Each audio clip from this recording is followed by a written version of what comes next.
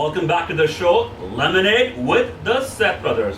Here's your host over here, Kunal, with my co-host, Smita Singh. That was just incredible, Kunal. I mean, I've known them personally as well, Sharon and Auntie, for a long time, but really to hear her story out loud just gave me goosebumps. You're so right, Smita. You know what? We look at people, we look at businesses, and all we see is a success. It's like an iceberg. What you see on top is the water, above the water is the iceberg. What's under the iceberg are the challenges, the failures, what they went through.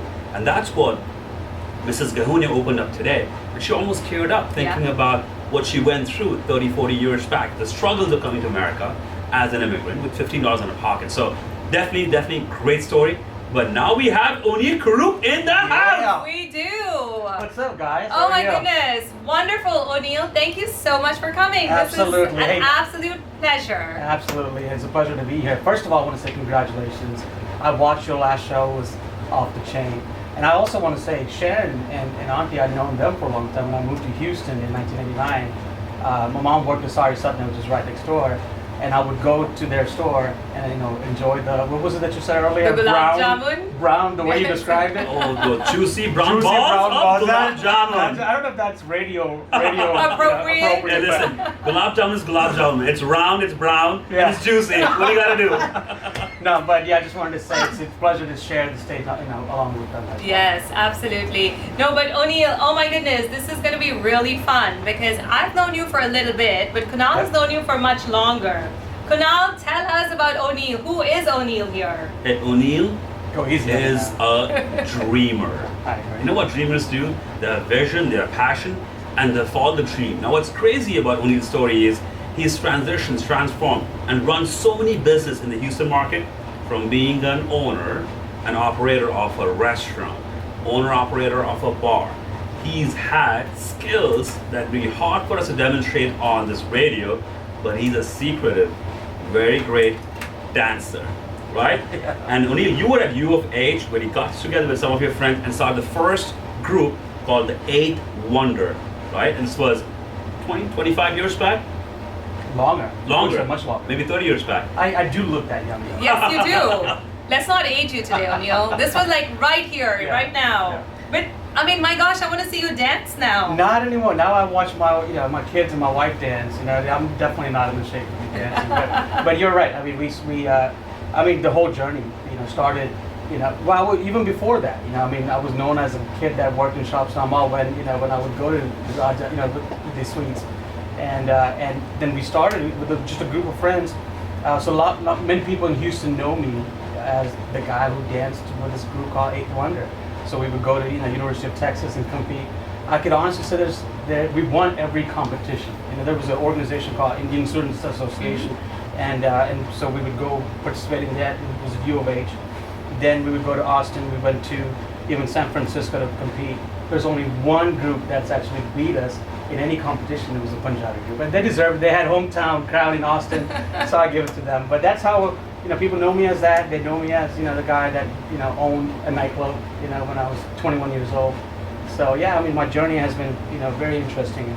I want to be 21 years old and own a nightclub, totally. But wait, how did you come up with the name Eighth Wonder? There's 7 wonders of the world. Yes. And so we're just sitting around, me and my a couple good friends and my brothers, and we're just trying to come up with a name. So we wanted to be the Eighth Wonder. That was it. And so Eighth Wonder, and you were 3-4 of your friends who got together, started dancing, started performing, and that group, I believe, still exists. Is that correct? Well, I mean, we're also alive, thank God. But everybody. Hey, I've seen you in action, man. Some weddings you still pull on your sleeves. Yeah. You do some dancing still. Is that not right? That is 100% true. I mean, when a brother gets married or when a close friend gets married, we'll just still call upon each other and come and perform. But yeah, I mean, there's 4 of us or 5 of us that just kind of sat together. So let's do this dance group. But you're right. We do still get together. We still have dinner.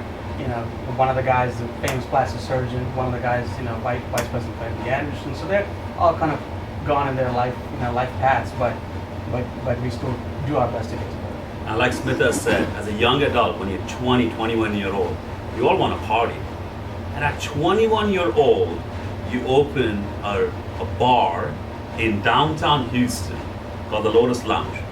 and you would have bouncers outside streamlining who comes in, does not come in. Here would Oniel will come in, shake his hand, yeah, let her in, let that one in. Right, Oniel? But that is totally the wrong way of starting up a business. You know that there's an Indian saying that if you want to drink chai, you don't want to open up a tea stall, right? Just because you want to party doesn't mean you should open up a nightclub, right? But I made that mistake, you know. But it was, I never drank at that time. I was 21, and I just never understood why people drank even. Now you can't get the bottle off my hand. No, I'm kidding. Well, today you have coffee. I did. Yes. I brought this, Kunal, you have your show called Coffee with Kunal. And, I've never had a chance to be there, so I said, let me kill, two birds with one stone. So here's where Oniel, your calendar is so packed and busy. With Coffee with Kunal, it happens at the office, in a podcast studio that's flexible. It can come anytime. Yeah. That anytime hasn't come in 2 years. That's right. But this show happens live Yes, on sir. Tuesday from Yes, 7 sir. to 9. So you had to be here. Yes, sir. So 21-year-old opens your bar in Yeah. downtown Houston, Yep. Lotus Lounge, and you had that for about a year and a half to 2 years.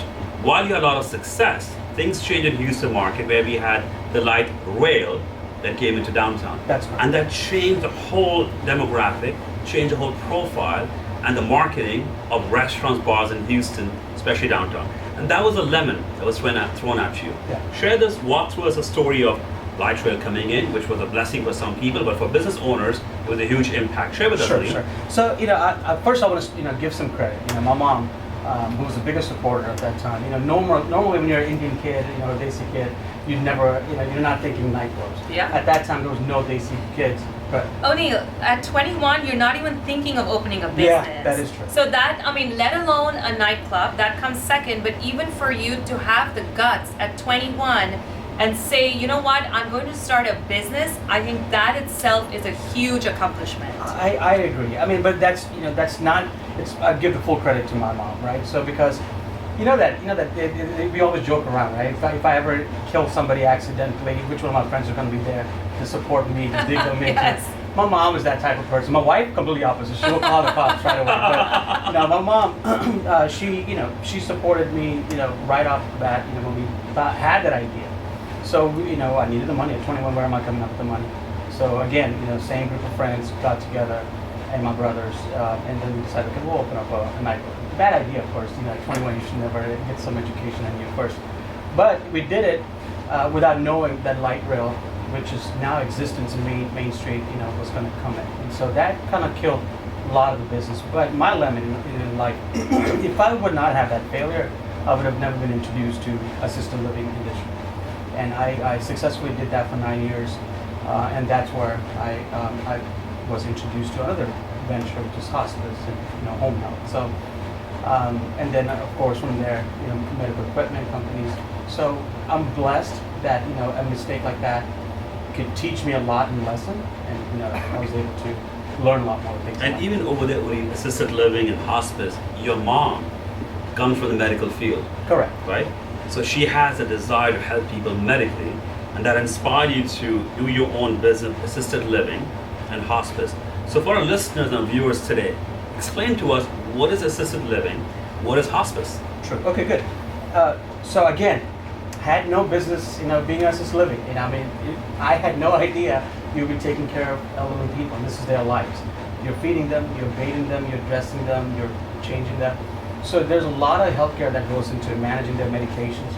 And I had no business in it. I was partying like you said, I was partying with kids in the nighttime. And now here I am, daytime taking care of serious lives. So assisted living is generally just a building where an elderly person with a need, whether it's dementia or amputee, and they need 24-hour care. So they live in a building, it could be a 16-bed house or 30-bed or 50-bed large assisted living building. And then you have, cooks, people to come and take care of it. Hospice is, generally, a doctor will say you have 6 months or less to live. And so you kind of go to their home, send a doctor, send a nurse, send an aide, medications. From that point on, we provide everything that they need for end of life. Pretty much comfort. So hospice is almost home or house and hospital combined. Hospice, where a patient who's terminally ill has got few months or limited time left, instead of having them stay in the hospital in medical care, the doctors approve them to be treated at home, and your team or hospice teams goes out to the home, Correct. provide medical treatment, bathing, and all those things, and help them be around their family the last few days, the last few months. Correct. It's not just home, their own home, but it could be a nursing home, it could be another assisted living home. We actually have contracts with Methodist hospital systems as well, so we could go in there and give care to them at the hospital level as well. But we provide not just care, but pharmacy medications, equipments. We provide just incontinence products. So name all of them. Wow. But I want to step back one step really quick here. So you went from the bar, Yeah. right, owning the bar, and that was the lemon that was thrown at you with the light rail coming in. How did you feel? Like, you're young, this is your first business out there. Yes, this challenge has come at you. I mean, what was that feeling about? Tell me what you felt at that time. When the When light that rail failure came? happened, Yeah. yes, and you were like, okay, this is it. My first business is not happening. Yeah. What was it like? Well, I mean, the limelight was there. We all thought we were going to be successful. Everybody thinks you get into a business thinking you're going to be greatly successful, right? But so that was never an expectation where we were going to fail ever. Mm. So now you keep in mind, everybody brought in money from your family, borrowed money, whichever way. Because at that time we were not that successful. So you do that, and then when that time comes, and now you're thinking about closing down a business, it's not just us. There's other families involved. There's bartenders, wait staff, bouncers, like you said. There's so many people involved, managers. So you never wish that upon anybody. I mean, that's a very harsh deal to go through. And I mean, sadly, I've tried multiple restaurants then, but I give credit to every business that's successful now. I give credit to my team. So when I say team, it could be employees, my partners, everybody right involved. So I mean, credit goes to the restaurant that is still open that I'm part of, 8 years. I don't manage it. I don't do anything. But my partners there, the team there, they run it. They do an amazing job. Same thing with hospitals, or even with some of the real estate deals that we do. So you know Oniel as someone who's a visionary, but you surround yourself with the right people, right trusted partners that run your big tavern restaurant in Sugarland, your hospice business. So you treat your employees and team members really well. I heard the stories where when you have personally gone on and helped them when they had adversities, whether it's during COVID-19 or during past Harvey, how do you keep your team engaged? Because getting loyalty and trust from your team members, employees, is the hardest. I mean, last guest who was over here, Mrs. Gahunia, she talked about same challenges, but she's blessed that she has her brothers and hobbies working with them, helping them behind the scene Raja restaurant. But you have your wife, who's part of your business, but most of your team members are people that you have met in Houston and groomed them to be successful. How do you keep them engaged and be loyal to you, Oniel? So, Kunal, you may relate to this. I mean, we say this, when I was seriously full-time doing, real estate with you, right? Everything that we do is people business. So, it's never about money. It's never about a home, right? It's never about a restaurant. It's about the people. So, and I'll just use this as an example. Every client that I've helped sell a house with you, they're still friends of mine, right? So, and it has to be genuine. You can't fake it, right? So whether we just celebrated Onam, there's still people that are not Malayalis that would still wish us, happy Onam. I'm still getting invited to their, kids' birthday parties and so on. So now let's go back to the current business that we own. Same thing. We travel together. We do dinners together. I mean, because these are the people I truly enjoy hanging out with and wanting to help out. Their success is as equally as important as my success, because if they're successful, I'm going to be successful as well. So it's, so that. Thanks for sharing. I know you had multiple bars, restaurants that you opened, operated, some you sold after Lotus Lounge. Share with us some of the stories from your restaurants or bars owned, challenges faced, lemons thrown at you. What did you do with them? So I mean, in any business you own, you should know a little bit of that business. Bars, I was never a bartender. I'd never worked at a bar. You just kind of, I'm just thrown in. I'm like, I'm going to learn this on the job. No, you should never do that, right? I mean, you should have some either not the right people to kind of educate you on that process. So if you're talking about bars, I don't have any business being in there. I should not be running them because I'm not a bartender. I still don't. If you ask me how to make chronic coke, I told you this before. I'll make you Sprite. You know, so it's definitely not a good thing to do. But again, the restaurant that we own is successful because of the people that are running it, our partners there that are running it. Being in the, I mean, God, there's stories in the bar business. There's so many stories I can talk about, but again, it goes back to people. So over all these years, while you had restaurants, bars, businesses, you've dabbled into real estate a whole lot, and you have several projects coming up, Yes. several engagements happening in the Houston market. So what I want to do is we're going to take a quick break. When we come back, we're going to hear the stories of your successes, failures, Sure. and lemons that you had in the real estate industry, and share with the listeners what they could be doing better or different with those lemons. Does that sound good, Oniel? That sounds like a plan. All right, guys, we'll be right back with Lemonade with the Seth brothers.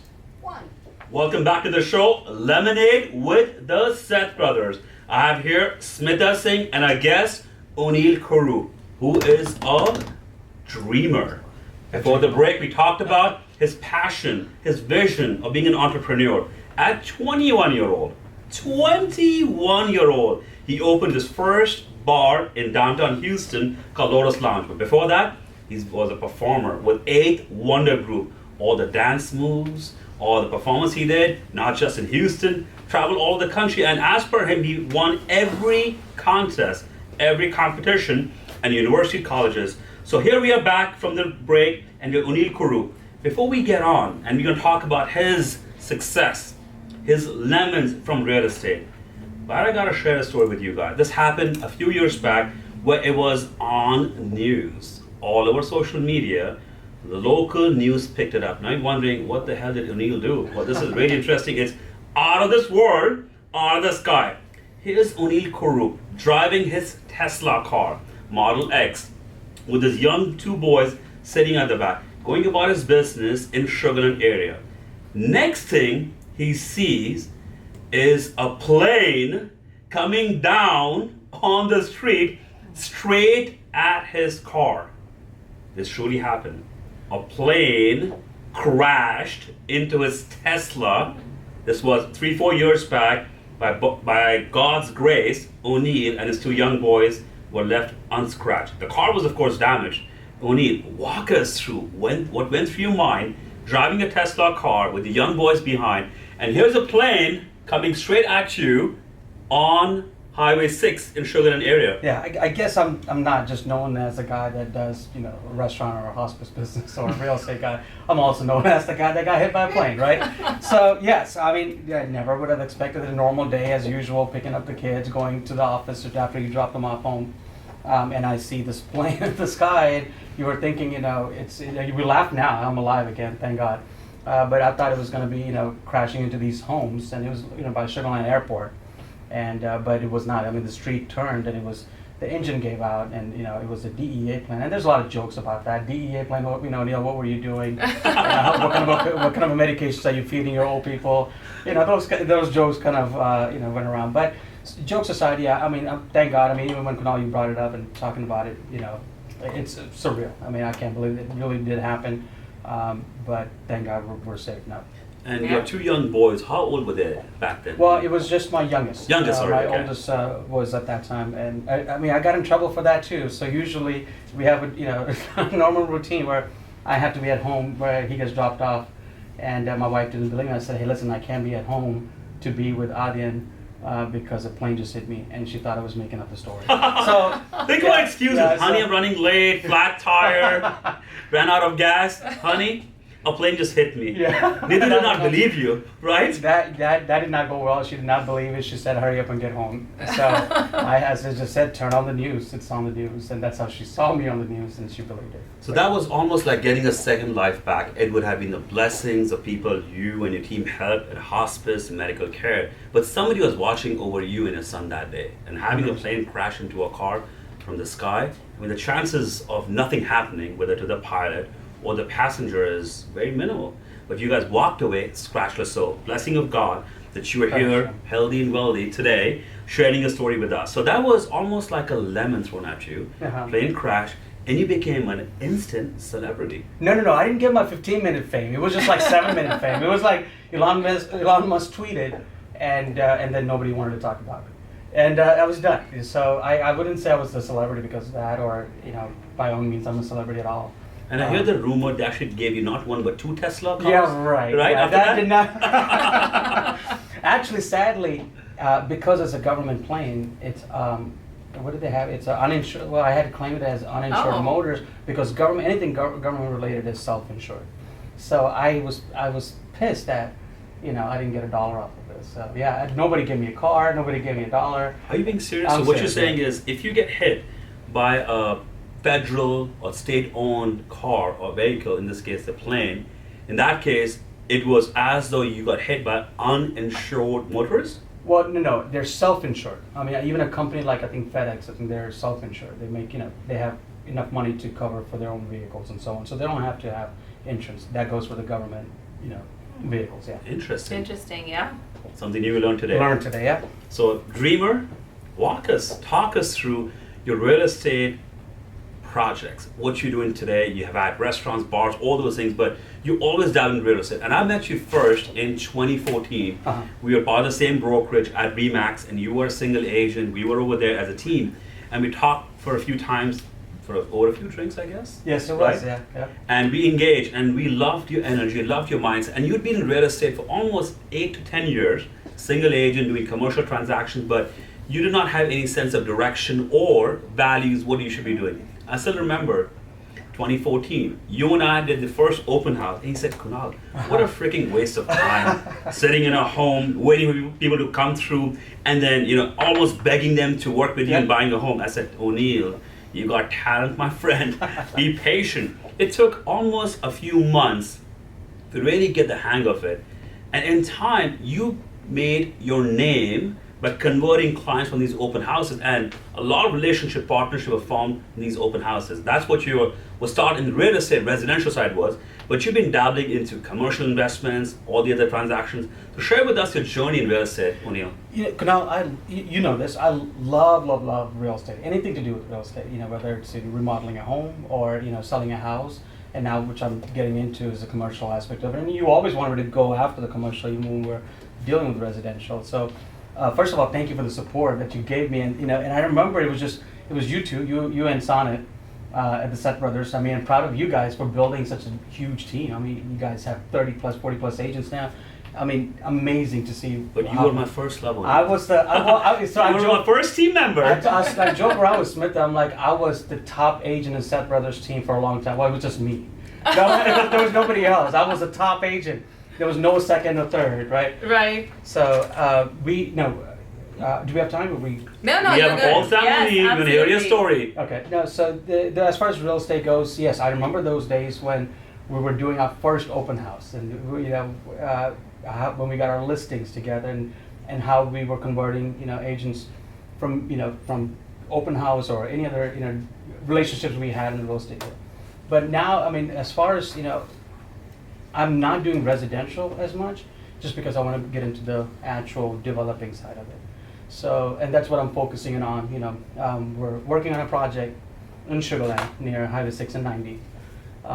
There's a Galveston project that we're helping out with. There's also a land in Stafford that we're trying to develop as well. But again, there's gentlemen, you probably heard the name Irfan Abji. I mean, Absolutely. these guys are, the people that I follow, and they're like my mentors, right? So I surround myself with the right, I guess, gurus or mentors, and same as you have done for me. And we had some great times, when we were doing the Seth Brothers build up and during that time.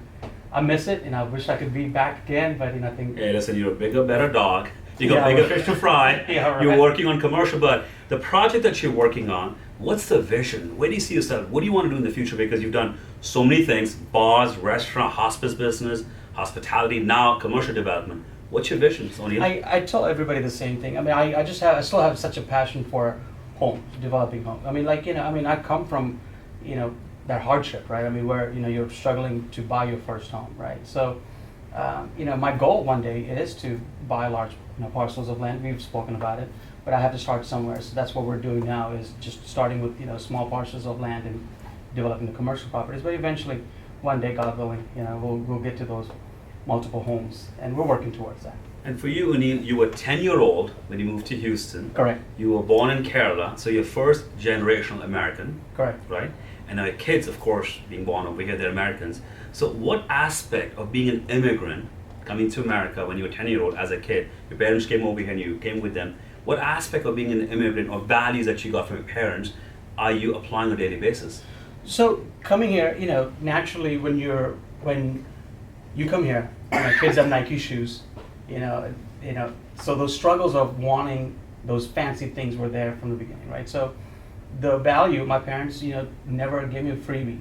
So I would work in Shopstop Mall, I'm also known as a kid that worked in Shopstop Mall that gave away free cookies, Really? There was a store called Mrs. Fields Cookies, so I would work there, I don't think you were allowed to give away free cookies. No, I was at Mrs. not, Fields but I Cookies. wanted popularity. So I had a lot of friends that would come there, but those coming to a new country, language barrier was there, culture was different, the way you dressed was different, all that was different, right? So trying to adapt to the culture here, to the way they spoke and how they dressed and acted was difficult. But then your parents, also on the other side, teaching you to be better in life, so teaching you work ethics and how to be social with your friends and so on. So, yeah. And Oniel, you're also 3 of the oldest brothers. You have 2 younger brothers. Correct. So they look up to you. I don't know about that. They, physically and everything, I'm sure they probably think that I look up to them, right? Yeah. No, but Ashwin was part of your 8th Wonder group as well. Well, both were. Ashwin and Dheeraj was. And they both were? Yeah. Ashwin was the main. Like in the beginning, it was just like me, Ashwin, Shibu, Encore. These guys, we kind of would get together. Then we just brought in my younger brother and more other friends. It was fun. It was just, but it taught me. So here's the thing. There's a gentleman named Nick Patel. He used to throw, he's a good friend of mine. He would throw a lot of these Desi parties, when we were younger, in the college, high school days. And that's how I got introduced to, okay, well, if he could do it, then I'm going to throw a party with him. So 8th Wonder, we threw a party with them. And then we're like, okay, well, if 8th Wonder could throw a party, we could throw our own talent show. So we did 2 years in a row, we did our own talent show. So the marketing, the budgeting for that, that's where I was, that's how you can see the trend, right? You start with throwing parties, you throw a talent show, it was house full. But it wasn't just a Desi show. It was like we had fraternity brothers from college. We had Rockets cheerleaders that would come and perform. So it was an amazing show. But we learned how to market, how to budget for it, how to rent, theaters. So then if I could do that, then why not open up a bar? Mm-hmm. And we'll just keep going. That's my great. My lemon, I guess. That's right. No, but that's a great transition, right? Because you're learning every step of the way as you're going. Tell me, when you were doing real estate, what did you take away? Maybe like a top 2 things that you feel like, oh my gosh, this is what I learned from real estate, and this is what I'm going to now as you're progressing, because now you're going into commercial. I love what you said about the teams. I think that is absolutely critical, because without a team, and we talked about support in our last episode or show as well, without that team, having the right team, I don't think anybody can get far, right? You can get far, or you can get fast, but you cannot get far. But if you have that right team, you can get far. And that's what you've done, because in every business, you may not know, like you said, how to bartend. With your life, your own personal life, it's just, information, knowledge, whether it's a school that you're sending your kids to, whether it's which community you want to buy a home in, or where you would want to start your own first nail shop, or whatever it is that you want to start. I think you do your research, or at least hire the right people to get you those information. So by now, I know, if I was to lease a property, if I were to lease a property, I'll know what to negotiate for, whether it's a TI, how much money they should pay me to come into your own property to build out, or what the price per square footage is. So I'm a little bit more aggressive now, because I've signed or I've done many of these deals before, so I know what to look for, whether it's location or even just that property. So Oniel, within our business, real estate, the barrier to getting a license, getting a business is very, very low. You can get your license done, classes done in a matter of few months. You still do your own exams? Or you get other people to come? Oniel, don't go over there. I pay those classes every year. Gotta keep renewing your license, but it is what it is. You gotta pay your dues, you gotta do your classes. So getting in the business of real estate is relatively easy. Take some exam, take the classes. There are a lot of listeners and people watching us on Facebook who are aspiring to get in real estate. And we all aspire, want to be a big commercial agent. While it all sounds fancy and great, the battle of being a commercial, effective agent is not easy, it's challenging. But most people, generally get into residential sales as realtors, and someone who's new or considering a career in real estate, what was something that you would advise them that I wish you knew when you were new in the business? So you mentioned earlier, that I've been doing, real estate for 8 years, but you also noticed I had my license for, 8 years prior to that. So my advice to anybody that do want to get into real estate would be, in which I do this, and you know this, is to join a team. I think, that brings a lot of value. You may think, oh, I'm paying this much percentage back to the team, but if you want to grow, and why am I still, Kunal, why am I still, hanging my license with you? It's also the relationship, the people that you surround, I keep saying that, right? The people that you surround yourself with. I've been asked this question, why don't you just branch off on your own? No, but I gain a lot from being surrounded by, it's not just about the business, because I'm not doing any business as far as residential goes, but also knowledge, just hanging out. We've taken trips recently. I mean, that's all it's valuable. So surround yourself with the right team. But so as a new agent coming into the business, I would say, go to a team. It doesn't have to be Seth Brothers, but go to any team that is successful. You gain some knowledge, and if you want to, if you see value in staying there, stay. But if a lot of agents sometimes do branch off on their own, but I see value in being a part of a growing team, and then you grow with the team. And I mean it because I've seen it within our own team. You are $40,000 yearly commission earner before you come into Seth Brothers and you're making $120,000. So some agents don't see that, and then they would say, okay, well, if I could do this now, I'm going to do this on my own, instantly become a $50,000 commission earner. So be a part of a team, surround yourself with the right group. So I think in real estate, what it is only is, I'm yet to ever attend a retirement party with a realtor. Realtors freaking never retire, right? Yeah. I also believe that if you want to run fast, run alone. If you run further and run long, you got to be part of a team or an organization. And the organization does make a big difference. And guess what? I know you said a lot of teams, but Seth Brothers are the best over here. But having said that, I 100% agree with you. Having team around you is really critical. And when I was new in 2013 and got my license, and my sister's husband, my brother-in-law, Sonnet, he was a realtor for almost 20 years. So I came in the business, he was my mentor. We started doing some transactions together, but we were not a team. And in 2014, the two of us came together and made the team. And coincidentally, his last name is also Seth, yeah. Same as mine. जो India में बोलते हैं सेठ बोलते हैं, सेठ का उन्होंने Seth बना दिया. Yeah. So we made the team and we said Seth Brothers sounds much better than Seth Brother-in-Laws. And our inspiration was a show on HGTV called Property Brothers. Oh yeah, right? yeah. So we made the team. But when you shared with us that your mom actually funded your business opportunity of opening the bar in downtown Houston, then your mom was behind you when you thought about getting into hospice business. And that's really, not the streamline what we see within our community or culture. They say, just follow the path of resistance. So when we come back, we want you to share with the listeners today how and why did you follow the path of being an entrepreneur, because 9-to-5 jobs are easy and good, but you go so far. Yep. When you come back, you want to share that, Oniel? Let's do it. Awesome, guys. So we're going to take a quick break. Stay tuned with Lemonade with the Seth Brothers. Wow. Welcome back to the show, Lemonade with the Seth Brothers. Today we have a dreamer, Oniel Kurup, here with us. Listen, we are, literally running out of time. It is unbelievable all the nuggets that we're able to pull out from you, Oniel, because you are a true entrepreneur. I think you're the testament to being an entrepreneur, because from the age of 17, when you started your dance troupe, all the way up till now, that's what you've been doing. But I really want to know, as you've been through these businesses, you've been through several ones, you've taken away things from them, and you've evolved as an entrepreneur and as a human being. And tell me, what do you think are maybe some couple of essential traits of an entrepreneur? What makes you stand out? Good question. I guess, this is one thing I think I had to adjust, while I was dealing with different businesses and different people, right? In the beginning, it's about what I thought the business should be like or the business should do. And I was not listening to my own teammates.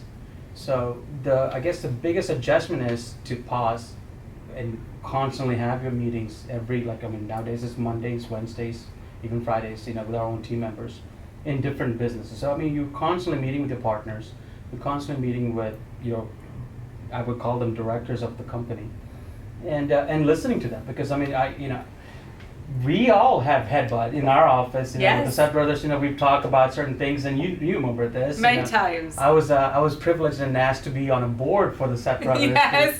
And you would witness me, and we don't want to mention the name. Yes. Go. I mean, we've all went at it. Yes. Yes. So listening, listening is the key, and then adjusting and acting towards what everybody else thinks.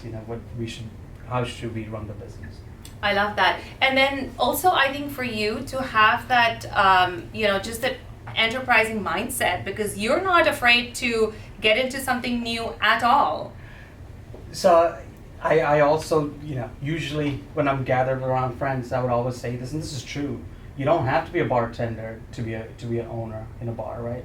You don't have to be. I'm not a clinician. I'm not a nurse, aide, or doctor or any of that. But I wanted to start a hospice agency. And same thing with assisted living. I was not an aide, or I've never had any certification. But like you said earlier, you just have to be a dreamer. So we said this earlier before too. Having the right people around you, asking the right questions, listening, all this matters. So if you're out there looking to start, like I mentioned, nail shop or anything, you don't go get that trade or find out how you could get that business started. Yeah. So what I heard from you over and over again was your network is your net worth. I 100% believe that. Mm-hmm. Yeah. Right? And over the years, you have several businesses that you've started, built up, sold them, some you still own, but you always surround yourself with the right people. And you also shared, as a dreamer, you have to have the ability to listen. Listen, adapt and change and make adjustment to your business. So if there's somebody listening to us today or watching on Facebook Live and they want to reach out to you, maybe pick your brain, maybe help you, then you can help them, be their mentor, coach them. Would you be open to doing that, Oniel? So, I'll share this with you guys. And I'll give a shout out to my community. We call ourselves MAC, Malayali Association of Aliana Community, which we started. And that's a prime example. There's a small group of guys that we're just friends, and we're like, okay, well, let's just. There was a development that was happening in Austin. It was and D.R. Horton just recently bought out the whole project, so we're gonna get our money back quicker. But again, the reason I bring that up is because it was just us just chatting about it. Let's do this, and we all put up a little bit of dollars. It's not much. It's just a few dollars together. We invested over there, right? So, absolutely. It's about meeting new people. It's about working, just brainstorming, working together. What else could we do? And I enjoy it. It's I don't call this work. I go to these meetings, excited to have a chai and talk about it. Mm-hmm. So yes, to answer your question, 100%. I would love to have that opportunity. So you are open to mentoring, coaching, training people, or just giving a piece of advice, maybe over a coffee, maybe with some lemonade. Would you mind sharing contact information, Oniel? Sure. You can give me an email out of that if you're okay with that. Whatever you want to give out. No, my cell is 832-434-2670. The chances are I will not answer the phone. You can text me first. But so all the people who got turned just- away I know. Did you from just Lotus spot? Lounge, you got his number now, guys. Yeah. Call him. Ask him why he didn't let you in. Yeah. But Oniel, your stories today, incredible. And what I would say, this is my opinion about you. You're an extremely resourceful person, right? And people have resources around them. They may have the money, they may have the, time and effort. But if you're not resourceful enough, then you cannot put things together. So where you took on a challenge, find ways of getting around and got the success that you have today. It was incredible having you on the show today. And we hope to partner and hope to be in business together as long as we're in Houston. God bless, God bless. Listen, Oniel, I have known you a little bit here, and I'll tell you, you're an amazing entrepreneur for sure, for everything that you've done, but also a great human being because you're so positive and you bring to the table always this calmness, right? Yeah. Even though we've had several occasions Yeah. where I've seen you otherwise, but seriously, you do. You bring this calmness to the table, and I feel like what you just said about listening, I think that really is a trait that you bring to the table, and I absolutely love it. It has been a pleasure Thank you. to know you, to work with you, and to have you on Lemonade. Thank you. I like to end by this. I don't call myself successful. I'm still knocking on doors. I'm still working every day. I'm still trying to make a deal happen. So, thank you for having me, and it's been a pleasure, Smita. I'm coming back to the team to take your number 1 seat. No. Or is it Edward? Is it Ed? I don't know, but I'm coming back. All right. I keep saying that every time I see you. I will make sure that does not happen. You can stay in your commercial space. Actually, you were a great salesperson. I was saying no to this show. You somehow convinced me to be here. So you got me out of my comfort zone. Right. And I hope you enjoyed it. I enjoyed it very much, and thank you guys. It was so amazing to reconnect today on this live radio show. You shared your story, shared your lessons learned over life, and I'm sure some listeners, someone watching or listening to us, will get some nuggets out of this story. So again, Oniel, thank you so much, guys. That was Lemonade with the Seth brothers. We're gonna take a quick break. We'll come back and wrap it up for the evening today. Keep watching, keep listening to Lemonade with the Seth brothers. Thank you guys. Welcome back to the show, Lemonade with the Seth brothers. My name is Kunal, your host, with my co-host Smita Singh over here. All right. So Kunal, this was amazing. I really, really enjoyed my conversations with both, Mrs. Gahunia and Sharon, and as well as Oniel. So tell me, what is your biggest takeaways? Both guests who came on the show today, the Rogers Suite owners and Oniel Kurup, have unique stories. Well, it's a thread that ties them down together. Mrs. Gahunia came with her husband in 1981 with $15 in their pocket. Oniel was 10-year-old when he came with his parents to US. Again, having the immigrant mindset, taking nothing for granted, striving for excellence every day. Those are things that I saw common amongst them. From Mrs. Gahunia, my key takeaway was resilience. And she never gave up. At the age of 50, she learned to drive a car in America. She had 3 young kids, one of them special needs, had a running restaurant that she took over when her husband passed away, unfortunately, due to health issues. And then she had her 2 daughters and son to take care of, and the restaurant. But she never gave up. And what she said was, she made a promise to her husband that I will never shut down Rogers Street Restaurant. And today when we had Sharon Gahunia on the show, she talked about her daughter who's 8 years old now.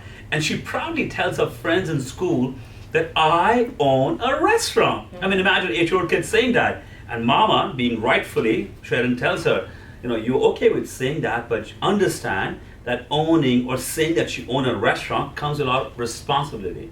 And that's what I really loved about the story. It's passing down the generations, the values they came with when they first moved to US. And that was fantastic for me. For Oniel Kurup, having a blood to entertain and perform at the age of 17, started his own group, then owning a bar at the age of 21, where he claims he did not drink. I'll take him on his word of that. And opening a bar in downtown Houston, age of 21, ran that for a year and a half, 2 years. Then building a business empire in the healthcare industry of assisted living and hospice, and now getting real estate. And that dude has never worked a 9-to-5 job. Mm-hmm. But the discipline he has of being consistently performing in different lines of business is incredible. And again, going back to a Desi household, expecting us to do things that are least likely to fail, being a doctor, engineer, he was nothing about that. He took life by the horns, has 2 younger brothers who look up to him, and over the years, he's been an incredible story, and I was blessed to associate with Oniel back in 2014 when he got into residential real estate. And over the years, there's friendship between us, there's friendship between our wives and kids, and it's a blessing. So those were my takeaways from the guests we had today. Smita, how about for you?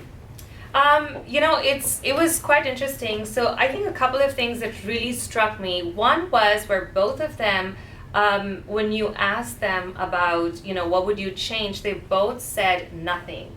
Because I think that is so important in life, because we all go through experiences in life, and maybe at that moment it's not the best thing that's happening to us, but there's definitely a lesson in there somewhere, And that's how you evolve and grow into who you are. So really have no regrets, right? Because all those lemons that have been thrown at you, there's a reason for it. And I think that was one of the biggest takeaways. The other thing that Oniel had mentioned, that you are, and I remember this quote, I don't think he quoted it, but I remember it says, you are the average of 5 people that you hang out with. So that is so important. Pick and choose. I mean, you can pick and choose the people that you hang out with. You can pick and choose the people that are your friends, that are your teammates, that are your, around you, your support system. So choose well. Because if you can choose well and you can choose those people that are going somewhere and are wanting to get somewhere and are willing to mentor you, that is the most important, because that will get you farther and more than faster, right?